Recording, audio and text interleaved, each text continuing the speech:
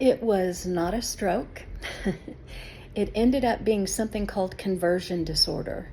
And it's when your brain can't handle everything it's been through, high stress situations for a long period of time, and your body starts acting out very real physical things, but it's all triggered from your brain. It's not all in your head, it's a very real deal. But anyway, so I got over that. I don't really even know how, it just comes and goes. So, fast forward, I am now separated. I have been separated for a little over a year. My mind went nuts again about a year before I left. And people told me that it was occupational burnout, which it very well could have been. I was a very high-functioning individual. I managed El Chico shortly out of high school for 6 years. I sold radio advertising for 15. I sold Aflac insurance for 9. I ran our own ministry for 4 or 5 years, something like that. Thriving ministry. It was wonderful. I wrote a book that's on Amazon, all kinds of stuff. So it could have been, it made sense that it could be burnout. Anyway, I did everything that I thought I could do to rest. I spent a lot of time out I had a little above ground pool in our backyard, and I loved the nature. That was kind of what I did for grounding, is the pool and looking at the trees, and I would listen to a lot of Christian teaching. And it just wasn't getting better.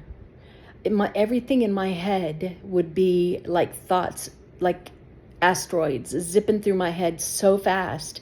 I could not form sentences sometimes. So if someone called me, I couldn't take a call. I could text quite a bit, but my thoughts would not connect. It was really, really bad. If we were in the car and we drove to the doctor's office, cars driving by would trigger an anxiety attack from hell. I just had to think whether I should say hell on here or not. Anyway, really, really, really bad. I started wearing a heat pad hat that would cover my eyes and my ears. I had headphones that I would wear just to cancel out noise. I couldn't go anywhere where there were a lot of people. It was just bananas. Anyway, 2 different people told me about something called Cereset. Cereset. Cereset. There's not one in Oklahoma. One of the girls said everything I'm telling you now was everything she was going through at the time as well, and Cereset helped her. So I went to Arkansas and did the Cereset therapy.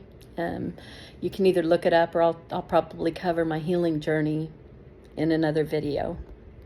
But I had a very hard time coming to terms with what my marriage was, or what it wasn't, and realizing that divorce could be an option.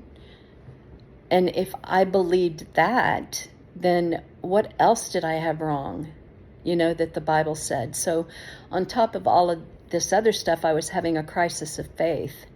I talked to probably 13 different pastors, because I didn't want the world to know what was going on.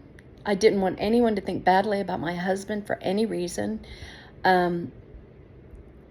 But every single one of them, except one that I told, and that one was one of my closest friends, every single one of them told me that they'd seen it. They had been seeing different things, but the Lord wouldn't release them to talk to me about it. One close friend said she had tried to tell me some stuff that she was seeing, but I bowed up. I got it confused with covering up my husband with covering my husband. And so she knew I wasn't ready to hear it. But after Cereset, it really, really healed my brain. So when I got home and we got into a discussion, as he would call it, just a full-blown fight, it wasn't like I was the little girl in the corner of the boxing ring just